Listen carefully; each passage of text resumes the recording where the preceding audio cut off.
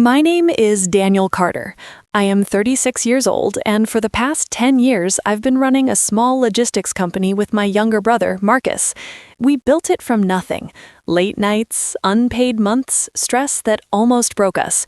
But last Friday, during a company meeting in front of our entire staff, Marcus stood up, looked me in the eye, and accused me of stealing money from the business.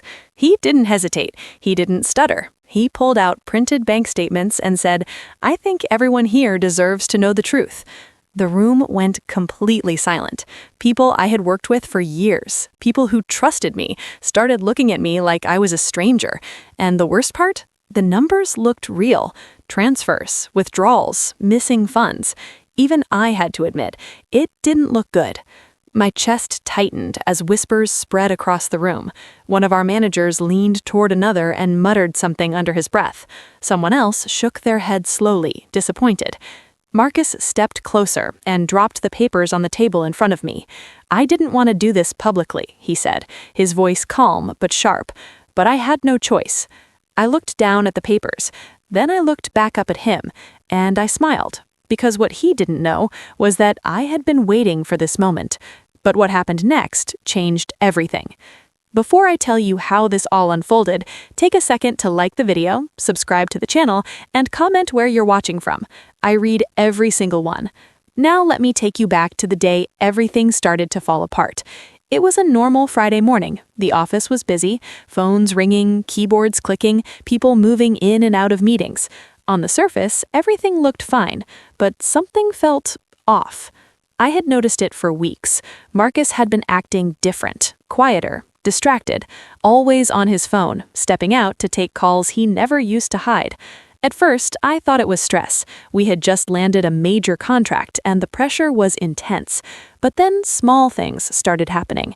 Invoices going missing, numbers not adding up, payments delayed without explanation.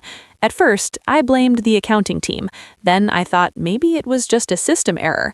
But deep down, I knew it wasn't that simple. One evening, about a week before the meeting, I stayed late to go over the financial reports myself. The office was empty by then, just me, the hum of the air conditioner, and the glow of my laptop screen. That's when I saw it. A transfer, then another, all routed through different accounts, but somehow they all led back to the same place. My stomach dropped, because the name attached to one of those accounts was Marcus. At first, I didn't believe it. I thought maybe it was a coincidence. Maybe someone was using his name. Maybe there was an explanation I just couldn't see yet. But the more I dug, the clearer it became. This wasn't a mistake. This was intentional, and it had been going on for months. That's when I realized something that made my chest go cold. Marcus wasn't just hiding something, he was planning something. But I didn't confront him, not yet. Instead, I kept digging. The next day, I called a friend of mine who works in digital forensics. I didn't tell him everything, just enough to get his help. Within 48 hours, we had access logs, login locations, device histories, and what we found made everything make sense. But I stayed quiet. I acted normal. I went to meetings, joked with the team, even had lunch with Marcus like nothing was wrong. And the entire time, I watched him. I noticed how confident he had become, how relaxed, like someone who believed they had already won. That's when it hit me. He wasn't trying to hide it anymore. He was setting me up. The missing money, the manipulated records, the delayed payments, it was all being positioned to point to one person, me. And that's when I stopped reacting and started planning.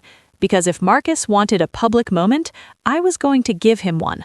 So when he announced that urgent company meeting on Friday afternoon, I already knew what was coming. The entire team gathered in the conference room. Managers, staff, even a few external partners dialed in through video. Marcus stood at the front, holding a folder, confident, calm, prepared. I sat across from him, silent, watching, waiting. He cleared his throat and began talking about transparency and accountability. I almost smiled, because I knew exactly where this was going. And then he said it. He accused me, right there in front of everyone, laid out the numbers, showed the documents, built his case perfectly. If I didn't know the truth, I might have believed him too. The room turned on me fast, faster than I expected. People I trusted wouldn't even meet my eyes. One of the junior employees actually shook his head like he was disappointed in me. That part stung, but I didn't react. I didn't defend myself. I didn't interrupt. I just listened, because the more he talked, the deeper he buried himself. Finally, Marcus looked at me and said, "Do you have anything to say?" And that was the moment everything shifted. I leaned back in my chair, took a slow breath, and smiled. "You're right," I said calmly. The room froze. Marcus blinked. He didn't expect that. But I wasn't finished. "Those numbers are real." A few people gasped quietly. Marcus straightened slightly, confidence returning to his face. For a second, he thought he had won, but what he didn't know was that this was exactly where I wanted him. Marcus's shoulders relaxed for just a second. That tiny shift told me everything. He thought I had just admitted it. Around the table, the tension cracked open. People exchanged looks. Someone whispered, "I knew it," under their breath. Another person leaned back in their chair like the mystery was already solved. But I wasn't done. I let the silence stretch just a little longer. Then I leaned forward, placed my hands on the table, and said quietly, "But you forgot one thing." Marcus frowned. "What are you talking about?" he asked. I didn't answer him directly. Instead, I reached into my bag and pulled out my laptop. The room went still again. A few people shifted in their seats. One of the managers frowned slightly, confused. Marcus's expression tightened just a little. That was the first crack. "You wanted transparency, right?" I said calmly. Marcus forced a small laugh. "Of course, that's exactly what this is." I nodded slowly. "Good. Then let's be transparent." I turned the laptop around so everyone could see. Then I connected it to the large screen at the front of the conference room. The moment the display lit up, the energy in the room changed, because now it wasn't just his version of the story anymore. Now it was mine. At first, I didn't open anything. I just stood there, letting the silence build. Marcus crossed his arms. "You're trying to stall," he said. "The evidence is already clear." I looked at him and smiled again. "No," I said quietly, "I'm making sure everyone sees everything." That made him pause, just for a second. Then I clicked. The screen changed. A clean interface appeared. Rows of data, timestamps, login records, device IDs. At first, no one reacted, because they didn't understand what they were looking at. Marcus tilted his head slightly. "What is this?" he asked. I didn't look at him. Instead, I addressed the room. "Last week," I began, my voice steady, "I noticed some irregularities in our financial records." A few people nodded slowly. I didn't say anything at the time because I wanted to understand what was actually happening. Marcus shifted his weight, subtle but noticeable. "So I brought in someone who specializes in digital forensics." Now people were paying attention, leaning forward, trying to connect the dots. And what we found, I paused for just a second, letting the tension build, was very interesting. Marcus's jaw tightened. "What are you implying?" he snapped. I finally looked at him. "I'm not implying anything," I said calmly. "I'm showing it." Then I zoomed in on one section of the screen, a series of login attempts, dates, times, IP addresses, device names. At first, it still didn't hit them. Then I highlighted one specific line, and everything changed. "Every unauthorized transfer," I said slowly, "was initiated from the same device." The room went quiet again. Someone leaned closer to the screen. "Wait," one of the managers muttered. Marcus didn't move, didn't speak, didn't breathe. I clicked again, zoomed further, and then I said the words I knew would land like a bomb. "That device," I continued, "belongs to Marcus." The room exploded. Voices, questions, confusion. "What? That's not possible. Are you serious?" Marcus's face went pale, but he recovered fast, too fast. "This is ridiculous," he said, shaking his head. "You can fake things like this. Anyone with basic skills—" I cut him off. "You're right," I said. That threw him off again. He blinked, confused. "You can fake things," I continued, which is exactly why I didn't stop there. The room quieted again. People were locked in now. No one was looking away. No one was whispering anymore. They were watching. waiting. I clicked again. The screen changed. Now it showed something else. Bank routing paths, transaction trails, connected accounts, and right in the center of it all, a name. Marcus Carter. This time, no one spoke, not even a whisper. It was like the air had been sucked out of the room. Marcus took a step back. "Okay, wait," he said, his voice no longer steady. "This doesn't prove anything. Someone could have used your accounts?" I finished for him. He didn't answer, because we both knew how weak that sounded. I took a slow breath, then delivered the line I had been holding back. What they didn't know was I had already traced where the money went. That got everyone's attention again. Marcus's eyes widened slightly, just slightly, but I saw it, and that's when I knew he was starting to panic. I clicked one more time, and the final screen appeared. A list of transactions, dates, amounts, destinations, and at the bottom, a total, $120,000. A gasp rippled through the room. Someone actually stood up.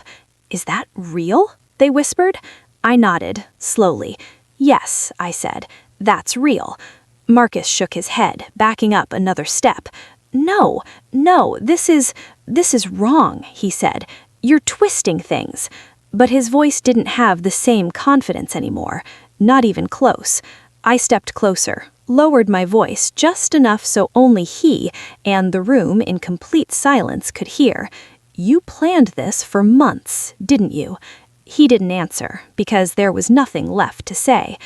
I turned back to the screen, clicked once more, and this time, everything changed. The financial data disappeared, replaced by something else. Emails, internal messages, private conversations. At first, no one reacted. Then someone leaned forward. "Wait, is that—" "Yes," I said calmly. "Internal communication logs." Marcus stepped forward quickly. "Stop," he said. "You don't have permission to show that." I looked at him, calm, unshaken. "You're right," I said. "I didn't." That caught everyone off guard, even him. "But I do now," I added quietly. He frowned. "What does that mean?" I didn't answer him. Instead, I pointed at the screen. "Read it," I said. No one moved at first. Then one of the senior managers stood up and walked closer. His eyes scanned the screen, and I watched his expression change. Confusion to realization to shock. "What is it?" someone asked. He didn't answer immediately, because he was still reading, line after line, message after message, until finally he turned around slowly and said, "These are conversations between Marcus and an external company." The room stirred again. Marcus's face tightened. "That doesn't mean anything," he said quickly. "We work with external vendors all the time." "Not like this," I interrupted, and then I highlighted one specific message, a short line, simple, but devastating. "If we push him out, the company's yours within weeks." The room went dead silent. No whispers this time, no confusion, just silence. Heavy, crushing silence. Marcus didn't move, didn't blink, didn't breathe, because now it was all out in the open. "That's when I realized," I said slowly, "this was never about money." I turned to face the room. This was about control. A few people exchanged stunned looks. I continued. He wasn't just moving money, he was building a case. Now it was starting to click for them. The missing funds, the manipulated reports, the public accusation, all of it connected.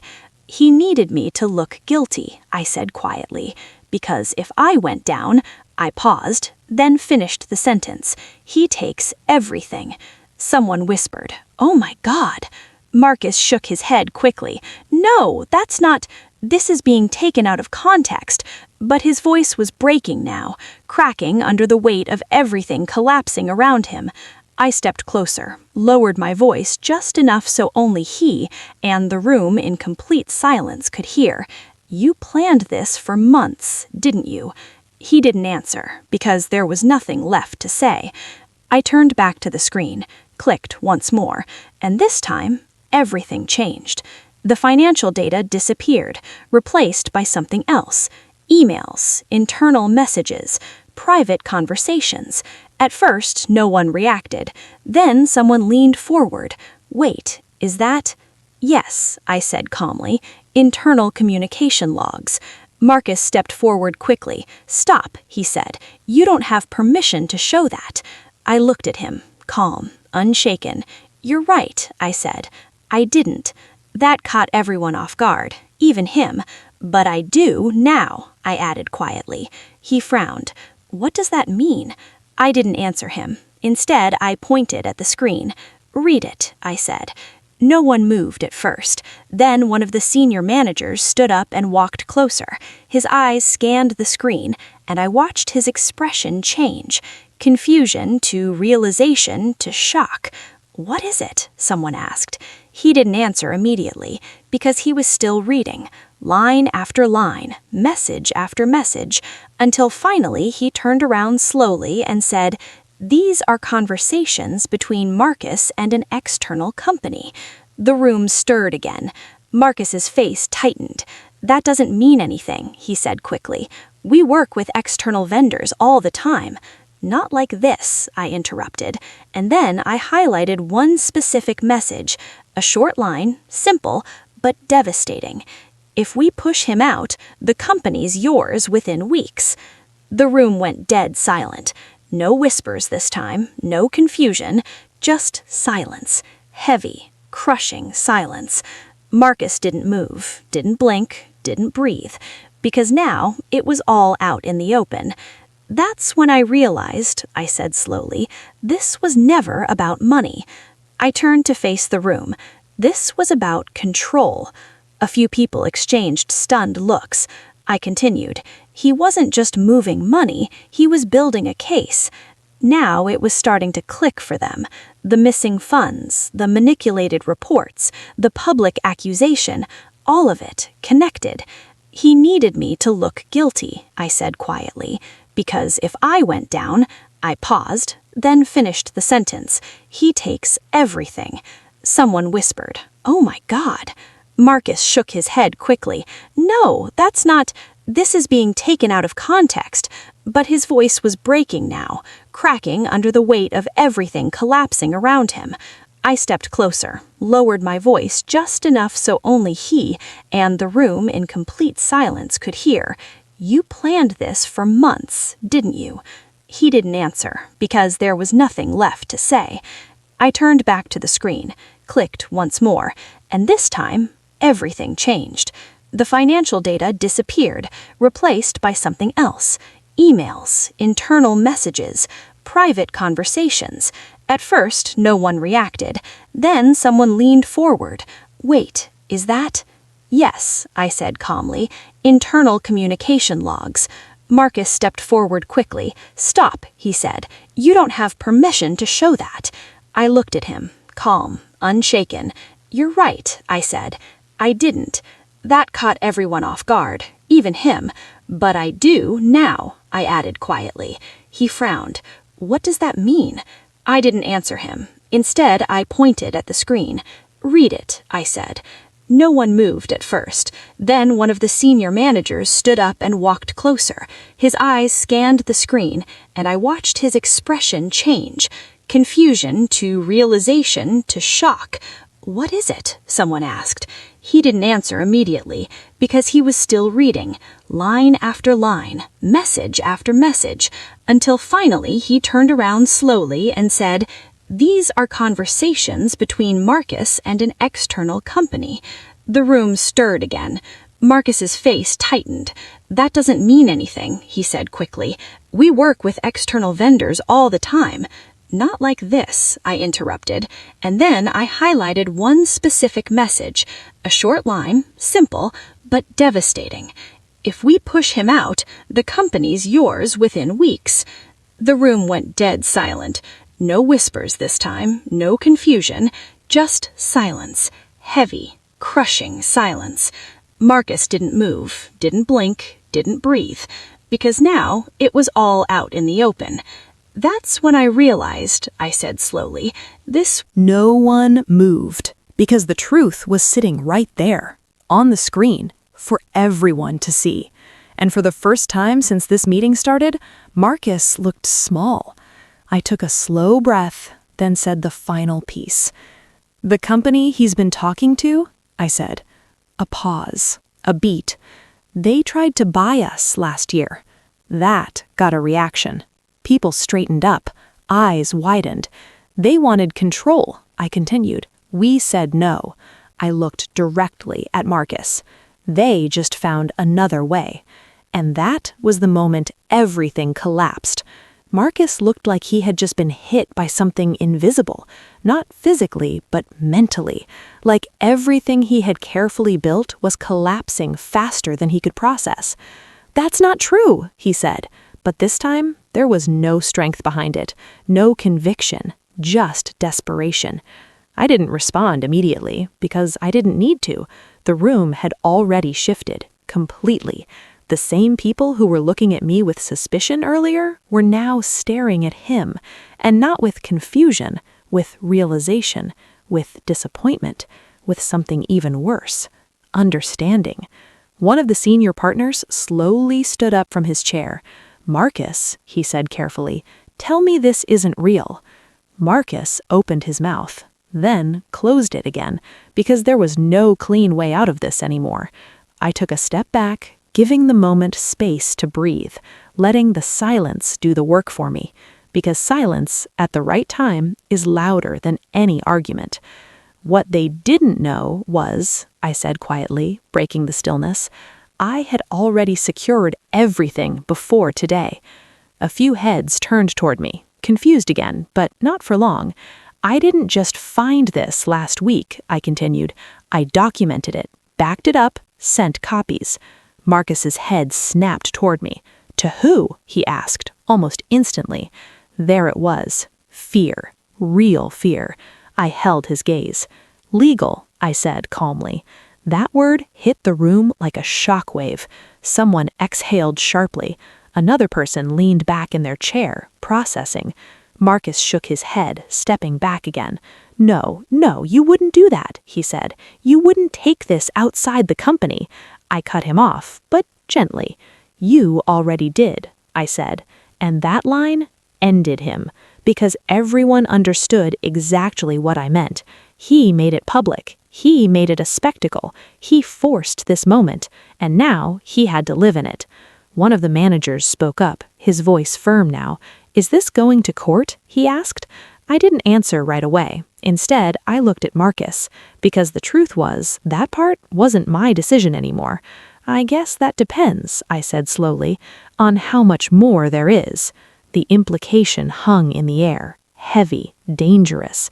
Marcus ran a hand through his hair, pacing now. "This is insane. You're twisting everything. You're trying to make me look like some kind of... Like what?" I asked calmly. He stopped, looked at me, but didn't finish the sentence, because he couldn't, not without saying it out loud, not without admitting it. The senior partner spoke again. "Marcus," he said, more firmly this time, "we need an explanation." Marcus looked around the room, searching, hoping for someone, anyone to support him, but no one did, not a single person, because the evidence wasn't just strong, it was undeniable. And for the first time since I had known him, my brother looked alone, completely alone. He started, then stopped.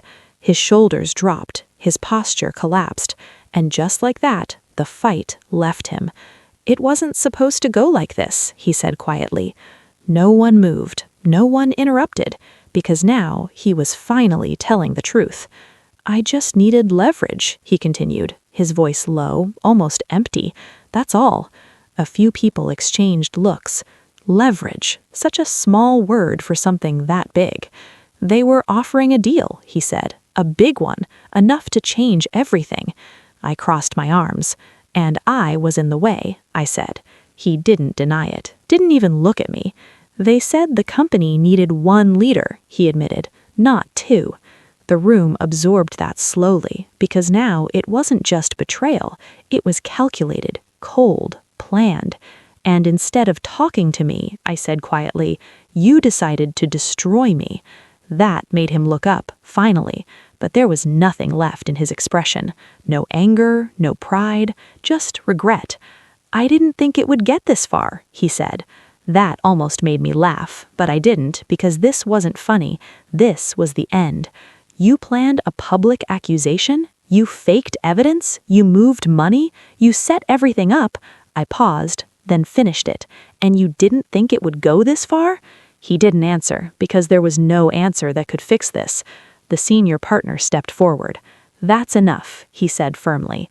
He looked at Marcus, then at me, then back at Marcus. "Marcus Carter," he said coldly, "you are suspended effective immediately." A sharp inhale moved through the room.